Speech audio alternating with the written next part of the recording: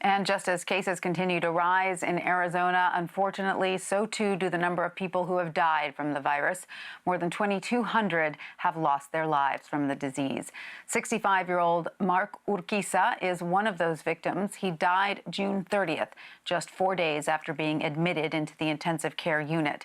His daughter, Kristin, wrote a scathing obituary in the Arizona Republic, blaming her father's death on the carelessness of politicians. And she joins me now from San Francisco.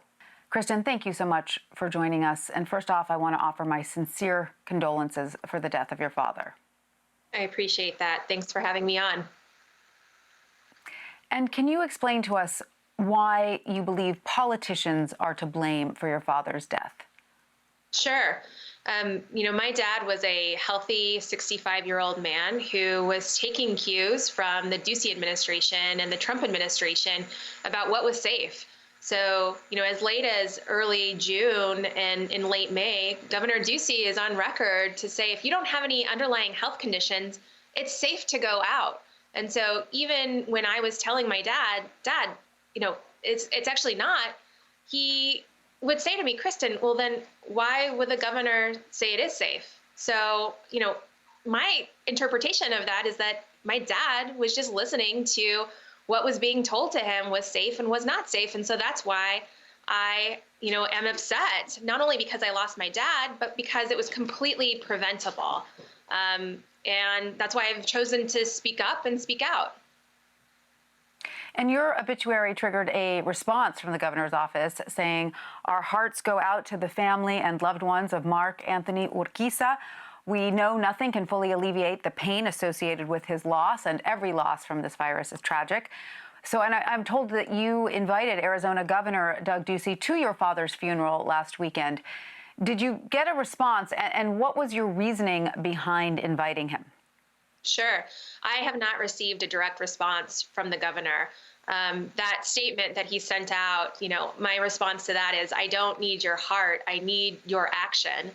The reason why I sent a letter to Governor Doug Ducey to invite him to my father's funeral is because, at that point in time, there was nearly 2,000 people who had died.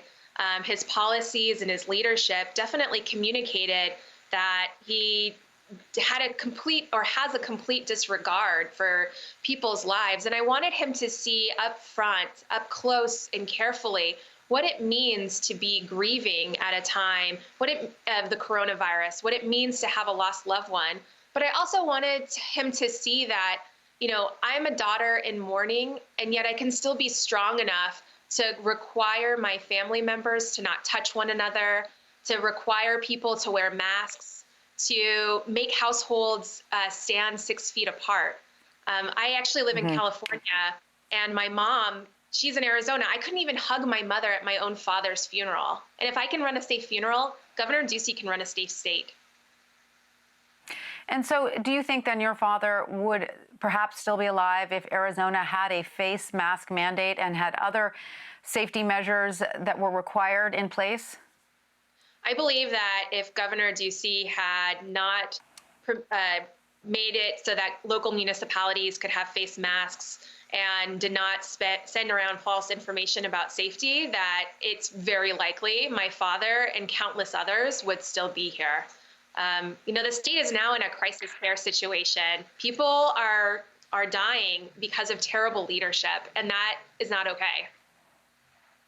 And so what is the message that you'd like to send out not only to other politicians, these politicians that you're frustrated with, but other people who may feel like you do, that they are living in a leaderless society at the moment and are grasping for some guidance around this? What would your message to them be? I think we're being told right now that we have to choose between the economy and public health, and that's a complete false choice. There is a way to open up and that reduces and minimizes risk. And I think that in order to make that happen, we need to stand up and ask that these politicians listen to scientists, listen to epidemiologists, and share their stories, which is why I've launched the website and the social media channels of Mark by COVID, where I'm asking people to come forward and share their stories.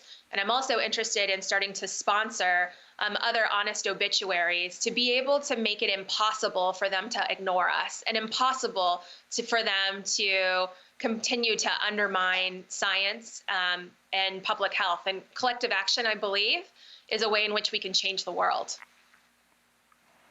Well, Kristin Urquiza, we thank you so much for joining us. And once again, we are very sorry for your loss, but thank you for your time today. I appreciate the opportunity.